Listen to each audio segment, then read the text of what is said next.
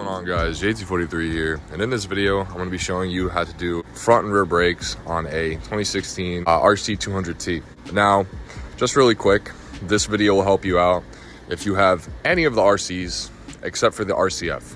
I believe the RCF has a different brake setup and a completely different setup in general, but if you have a 2015 to current years RC200t, this video is going to help you.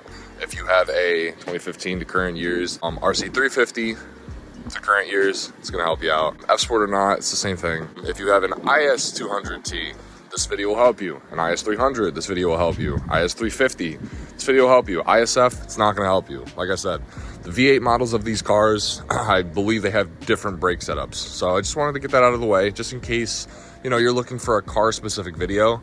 This could help you, even though I have a 200T and this is a 2016, but same concept, you'll see in the video. But yeah, I'm just gonna jump right into it. So I'm gonna go more in depth of what you're gonna need a little bit later. But the first step is gonna be to jack the car up. And if you don't know how or where to do that, if you come over, I'm gonna start on the left side. If you come underneath the side skirt right here, there should be an arrow. And right here, you can see this arrow right here, and you can see these kind of pinch weld on the frame that has notches in it. This is where you're gonna put the jack. All right, so here's a bunch of stuff that I had to use to do this job. So I'm gonna start off with an impact gun. You don't need high torque, but this is just what I have. So an impact gun, you're going to need 2 flathead screwdrivers, doesn't matter the size. You're going to need a center punch, a small screwdriver, or a pick. I use the pick. You're going to need a 17mm socket. You're going to need a 13mm wrench along with a 13mm socket, a ratcheting wrench of your choice, whatever you want to do.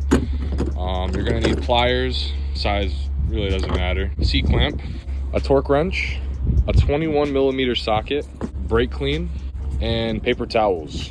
That is a list of all the stuff you're going to need to do this job. So I have it lined up with the notches down there. All I did was follow that arrow, and now I'm just gonna go ahead and jack it up to where I need it.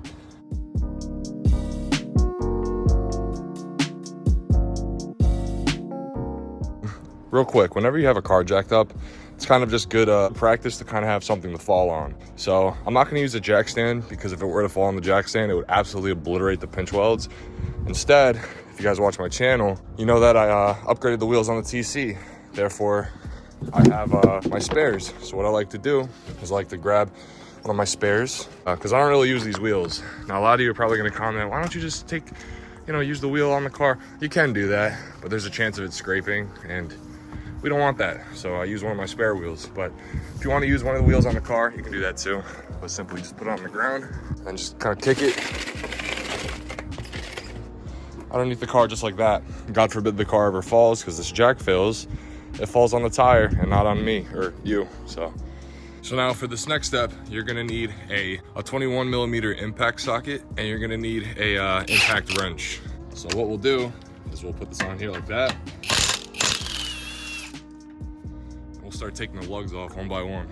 So now for this next part, you're gonna see this little cotter pin right here.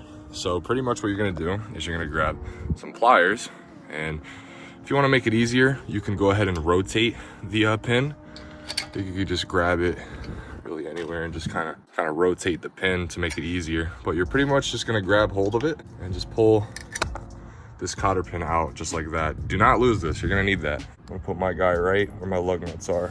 After you have that out, you're going to grab either a center punch, a skinny screwdriver, or a pick. You're going to go ahead and tap this slide out right here. So my choices are going to be a small pick, and I don't really need to use a hammer. I'm just going to hammer it out with this wrench. So I'll go ahead. You can see this little hole right here. I'll put it in there like that. And I'll just tap this pin out.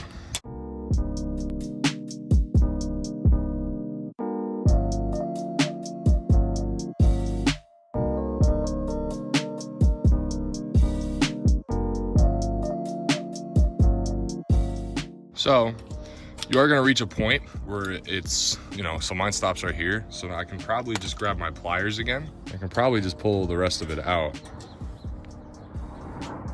Well, the anti-vibration clip just fell out, but that's all right. That's what we wanted. But go ahead and just take this pin completely out. This just kind of sits in there. The pin keeps it in place. And once you take this out, you're able to take this guy out. So it did what it was supposed to do. All right, so now for this part, this is where you're gonna need those 2 screwdrivers. Now, what we're basically trying to do is push the cylinders back in with the pad still in the caliper, so that I don't have that special tool where it kind of looks like a TIE fighter from Star Wars, and you put it in the center and it kind of spreads them out. I don't have that, so we have to improvise here. So I'm pretty much just going to get my flatheads in here, and I'm pretty much going to push the pad towards this way, and then this pad towards this way to kind of push the cylinders back in, so that makes it easier when we go ahead and put the new pads and rotors in.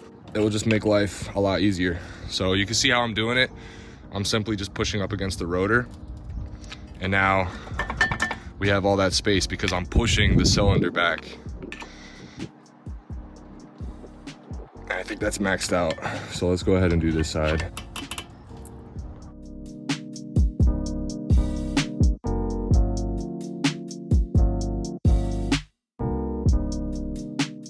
And there we go.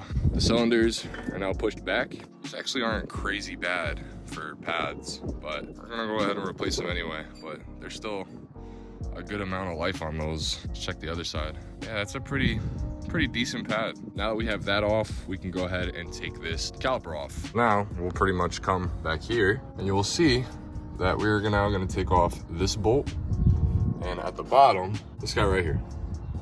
So to do that, you're gonna need a 17 millimeter, either impact gun, wrench, whatever you wanna use. I'm gonna use a wrench because you always have a chance of stripping it using power tools, but you can use whatever you want. Just make sure it's a 17. So I got my 17 on here, and it's most likely I'm gonna have to hammer it off.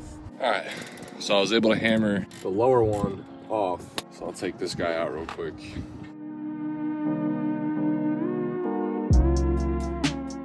Here's the bolt right here. So I'm gonna keep that safe. And now let me get this right one off. All right, so I was able to break the top one free. Now when you are taking these out, just have a grip on the caliper so that the caliper doesn't fall. And now here's the other bolt. Oh, it's still got the zinc coat on it. That's pretty nice. All right, so I don't have one of those S-clips to hold the caliper. So what I'm simply gonna do is I'm just going to safely tuck it into the lower control arm just like that. Now, my lines aren't kinked, they're not being bent. It's safe just like that. And so, just like I expected, this rotor is seized onto the hub. So the first thing we can try is we could try to hammer the shit out of it and hope that it pops out. So just by hammering it a tiny bit, the rotor is able to pop off. Now we'll notice here that the rotor has these little divots in them. You can see them on the edges here. I can try and get them on camera too. Right here, you could kind of feel the lip. So yeah, I'd say it was time to change rotors, you know? Healthy intervals, healthy intervals. So now, before we throw the next rotor on, now's a good time to kind of just do some wire brushing on the hub. Let's go check out the new rotor. All right, so here are the rotors. We went with OEM Lexus. They are kind of pricey, but you know, afford what you can, man. You don't have to go OEM if you don't want to. But anyway, these are the OEM Lexus rotors. Now, the first step that we're gonna wanna do before even putting it on the car is they get shipped with this kind of oil to help it from rusting. But if we take a look, at this guy right here, see that oil didn't do jack shit.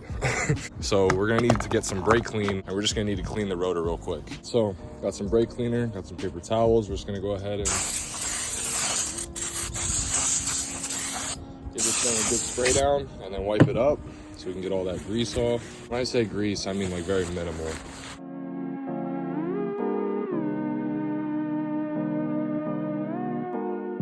We'll go ahead and flip it.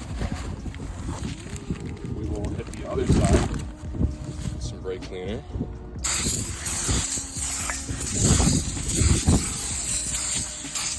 And do the same thing, just clean it up.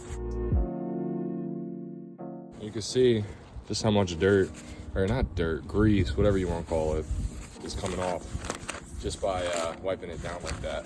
So just kind of repeat this process a couple times, make sure you get, you know, most of the stuff off, and then we can put it on the car. So now that I got this all cleaned up, we're gonna go ahead and throw this on there. Now I don't have any gloves, so I'm using paper towels, so I'm not actually touching the rotor, but I'm just gonna gonna go ahead and slide that on there like that. Now to kind of keep it steady, you're gonna take one of the lug nuts and just thread it on so we can at least have something that's keeping the rotor back. All right, so now we're gonna be taking a look at the brake pads. So these are also OEM from Lexus, or Lexus and Toyota. And so pretty much it should come with 4 pads and 4 of these shims. Now, the thing about these shims is there's gonna be 4 of them, but technically there's 8. So on aftermarket kits, you're gonna have to put the shims together. I don't know if the camera will pick it up, but you can see there's two little lips, which means there's 2 of them already put together. You can see how one has a rubber side and one has a flat metal side. So if you have an aftermarket kit, you're going to put grease on the back side of the rubber one. Now, mind you, mine are already connected. Mind you, like, meaning that Lexus already does it for you. But these are 2 separate shims. You can't pull them apart because they're on there. But on the back of the rubber one, so the first one, you're gonna put grease and then put the outer one on top of the grease. You don't have to grease the backside according to the manual. But pretty much what you're gonna do is throw these shims on, just like that. And then I'll grab another one. Throw this guy on there, just like that. You'll notice on the shims real quick that there is a medium-sized loop and a bigger size loop. You can't really mess them up because it's one size, but smaller, bigger side, shim goes right over that, just like that. And so once you have those shims on, you're pretty much ready to put the pads back into the car. Just using reference for the last pad, you can actually see that the shim fell off. Not fell off, but because it's still like wedged on there, but you can see that the tab is not where it's supposed to be. You can see this side, this tab is caught here, and this tab is caught here.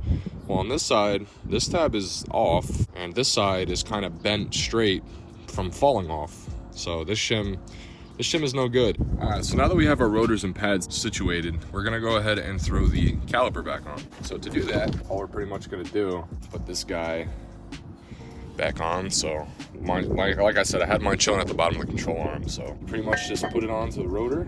Then you're gonna line it up. You're gonna line up the bolts in the back that you took off. So I got the top one started.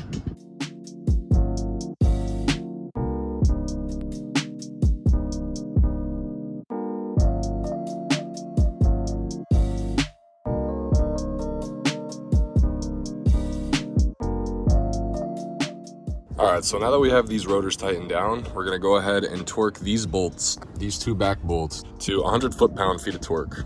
So this is where you grab that torque wrench, and if you don't know how to use a torque wrench, I would search up a quick tutorial. I got my torque wrench on. I'm pretty much gonna lift up till I hear a click. There we go. So that's 1 click, and then we will come down here to the bottom one.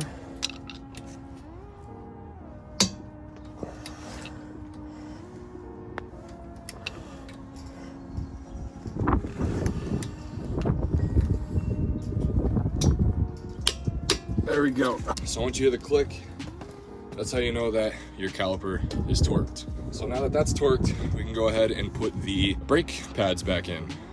So we'll go ahead and put our new brake pads in. I'm gonna put I call them screechers, the screecher pad, because what it does is when it gets really low, it'll start screeching because of this little tab right here. But I think I'm gonna put the screecher on the inside, just like that. And you want to make sure that your shims are in there the whole time too. So before I get comments, the manual doesn't say anything about greasing here, and I wouldn't really want to because it'll just kind of gunk it up. And then we'll throw the other pad in. All right, so we'll go ahead and put the next pad in. There we go, just like that. And so once you have both pads in, we're gonna go ahead and get the shim. So one thing that I did notice is the kit doesn't come with a new shim. Therefore, I'm gonna have to just brake clean this guy clean and you know, get it as clean as I can. Right, so brake clean didn't do a whole lot, but it is a shim. So we'll go ahead and put this guy in. It kind of just lines up in the center. It sits in the grooves of the 2 pads, kind of like that. And so for this part, you're gonna need to use a little bit of force. So now that we have the anti-vibration clip in, we're gonna need the clip, or we're gonna need the pin. So you'll see this hole on the pin. That's for the cotter pin that we took out. That was the first step that we did, we took the cotter pin out. So to put this in, you're gonna want the hole on the side like that. So when we put it in, we can easily slide that cotter pin in. So we'll go ahead and start it. And so this is where I'm saying you'll need force. So you'll need to push down, just like that. And while you're pushing down, slide the pin in, and then push down a little bit more, just like that.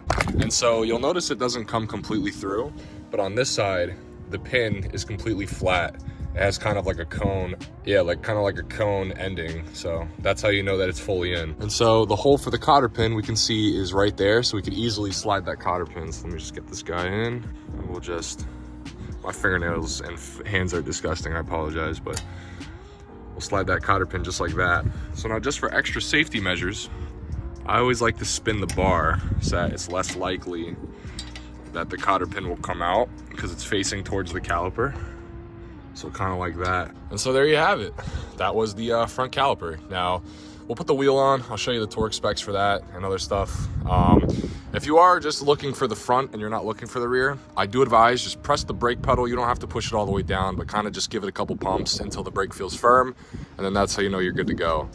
Obviously, whatever I did on this side and you're looking for the other side, copy exactly what I did for this side for the other side and you're good to go. I'm gonna throw this wheel back on and then we're gonna continue with the rear. All right, so go ahead and grab the wheel and then we will put them on.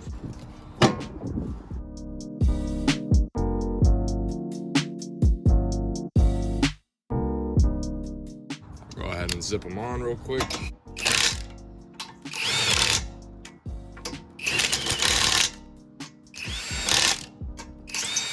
Go ahead and drop the jack slowly,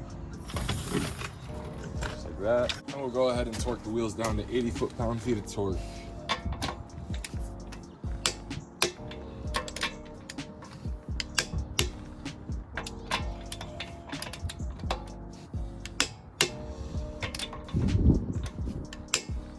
So once you're done torquing down your wheels, you're pretty much good to go towards the back. All right, so now we're at the rear left of the car. I basically did the same process with the front. Follow the arrow for the jack the car up, and take the wheel off. So this is what the rear brakes look like. It's a floating caliper, so if you're common with floating calipers, this should be easier than the front. So the first thing we're gonna do is we're gonna go ahead and take these guys off. So this is a 13. You're gonna need two 13s though. You're going to need a 13 socket and also a 13 wrench. And so what we're gonna do here is you're pretty much going to have the wrench on the inner nut here, holding that while you loosen this nut over here. And so here's the top section, and then if we come to the bottom section, the bottom ones are right here.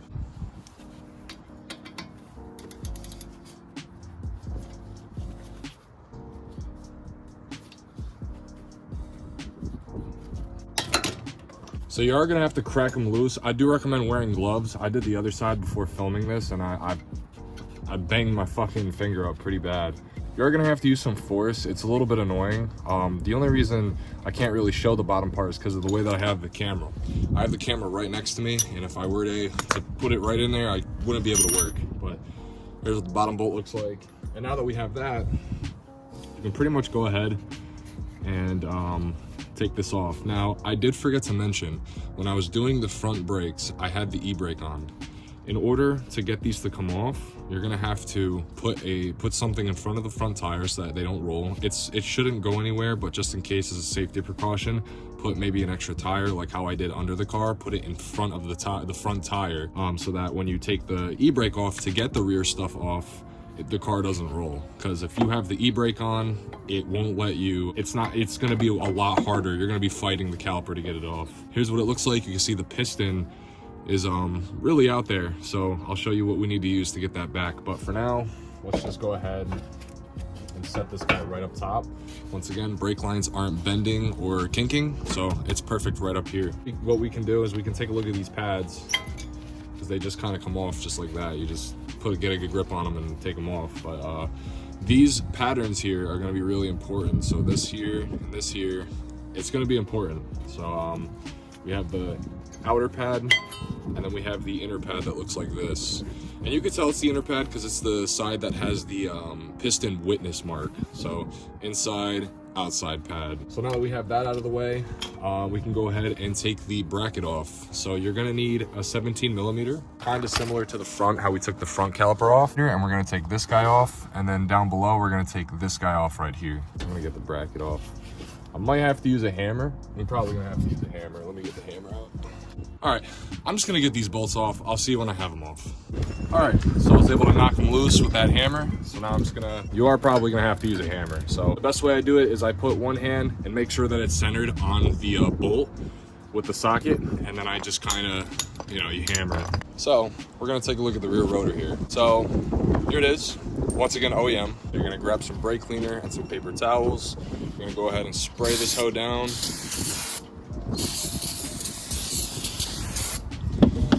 And then grab some paper towels. It's very windy here, so don't mind the mess. I'm trying so hard to keep everything from flying away, but you know, 80 what it is, man. See all the gunk and stuff? So flip it over. Once again, spray it down.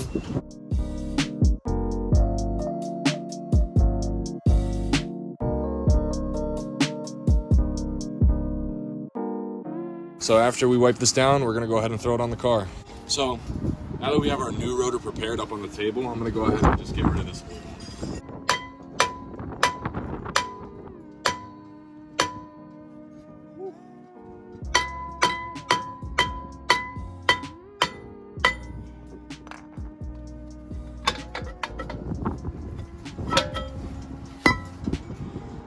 Got it. So now that we have the old one out of the way, we'll go ahead and put the new one on, just like this. And so for this one, you don't need the lugs because it's a pretty snug fit. So now that we have this on, let's go ahead and take a look at the pads. So it's kind of similar to the front, but it's also kind of not. So one thing I just want to say is my kit doesn't come with new clips for the pads to insert. It's the OEM Toyota one. I guess they just don't come with clips, so I'll have to reuse these ones. As for the pins, my pins move in and out freely, which is good. This isn't a very old car. So anyway, I just wanted to get that out of the way. But let's take a look at the pads. So we have the new pads here. These are them. And so we have to determine which one's gonna be the inside and which one's gonna be the outside. So I'm gonna make this guy the inside, and I'm gonna make this guy the outside. So if we look at our old pads, we can tell that this guy was the inside pad and this guy was the outside pad. How I know that is from before we determined that this is the cylinder witness mark and this guy doesn't have the cylinder witness mark. So I said, what did I say? Inside, outside? Whatever. Inside, outside. So what that basically means is you kind of follow the designs and the shims. So I know this guy is going to be the outside pad, so you can match it up. Not the witness marks, but you can match up the design. So you got a little slit here, and a slit here, slit here. That's how I pretty much match that up. And then on the inside pad, there's two pieces. You're gonna have a rubber piece with the black, which is this guy. So you'll just line it up like that and put it in the grooves. And you'll have the shim, which will also line up as well, and it kind of just snaps into place. And so you'll notice that it follows the same design as well. Double slit on the top, double slit on the bottom. So now, all we really have to do is just copy where the top shims go. So the kit came with these really cool purple looking top shims, or top clips, whatever you want to call them. It's pretty much screecher clips. They screech when it detects that the pad is very low on the rotor. So we'll go ahead and just kind of match it up. So this is on top here. So we will go ahead and match and put this up top there. And by doing that, they just kind of clip on just like that. You'll hear a little bit of like a snap. So that guy is good to go. And then over here, we'll just match up. So we'll put this guy like that. And you heard the click, so you know it's good. And there we go. So these pads are now ready to go back in. All right, so now we can go ahead and start by putting this bracket back in. Slide the bolts in, and then just start tightening it. So you're gonna torque these two 17mm bolts to 92 pound-feet of torque.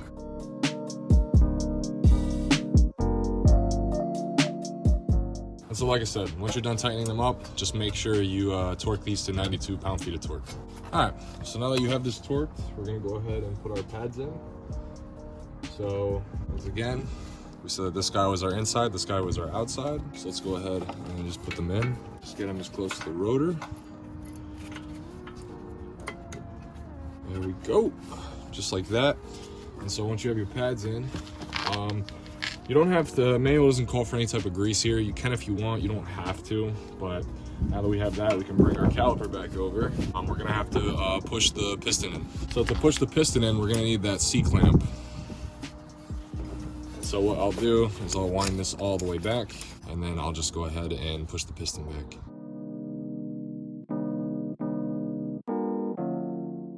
All right, and now that we have the caliper piston pushed all the way in, we can go ahead and put the caliper onto the bracket. All right, so we'll go ahead, put the caliper on, just kind of slide it on. It's gonna be a little tight because, you know, it's fitting up against brand new pads and a rotor. And then you'll get these two 13 millimeters. I'll just start threading them in, make sure that they catch. These are gonna be 20 pound-feet of torque. So you'll do the same thing. You will put the wrench on the second nut, and then you'll use the torque wrench on the main nut. So after you torque them to 20 pound-feet, you're pretty much done. All you have to do is throw the wheel on, torque it down to 80 foot-pounds, and that's it. If you did enjoy the video, or if this helped you out in any way, please like, comment, subscribe, and we'll see you later.